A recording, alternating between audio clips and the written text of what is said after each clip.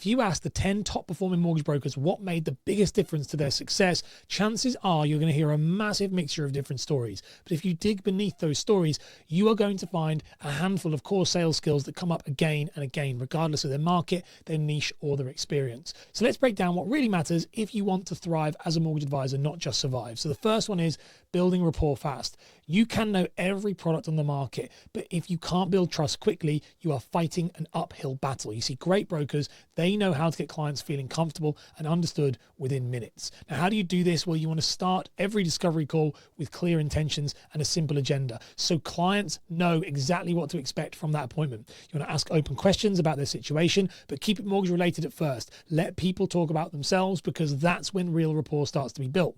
Now, the magic is in listening more than you talk and mirroring their energy, not just being friendly, but actually being relatable and trustworthy. The second thing is deep listening, not just waiting to talk. Too many mortgage advisors think listening means waiting politely for your turn, but real listening is about tuning in. It's about picking up on the subtext and playing back what you've heard to the client. You want to use phrases like, what I'm hearing you say is, or can I just double click on this specific thing, to make clients feel heard and valued. Now, why does this matter? Well, people want to know that you get it. And when you reflect back their concerns and goals, they will feel understood. And that trust lays the foundation for every other part of the sales process. Number 3 is explaining complex stuff clearly. See, mortgages are confusing for most people, and your ability to explain things simply, no jargon at all, that is going to be your superpower. The best brokers break things down into plain English. They use real stories and real life analogies, and they always check that the clients are following along as they go through it. Now, a quick tip on this one is don't be afraid to pause and say, does that make sense? Or let me know if you want me to dive deeper into that. It shows the client that you're giving them the opportunity to ask more.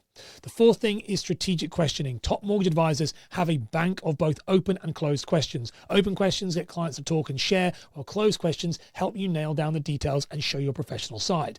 Now, the structure matters. Open first, then closed. This approach keeps the conversation friendly but purposeful. For example, like a good doctor's appointment, not some sort of deep level interrogation. Now, the fifth thing is objection handling before they've even come up. See, objections are normal, but great salespeople, they don't fear them, they anticipate them. You want to address common worries about fees, insurance, or lender choices before the clients even bring them up. This shows confidence and expertise, and it's making you look like the real authority in the room. Now, an absolute pro move on this one is rehearse your responses to the 3 to 5 most common objections until they're just second nature. The smoother you handle them, the more confident the client is going to feel. The sixth thing is storytelling and social proof. Anyone can say, I am good at what I do, but the real pros, they weave in case studies and client stories to show they've solved similar problems before. But subtlety is the key here. Actually, I worked with a client in a similar situation who lands much better than waving around a testimonial in their face. Now, a bit of a bonus one here is case studies are even more powerful than testimonials because they highlight the problem, the solution, and the outcome,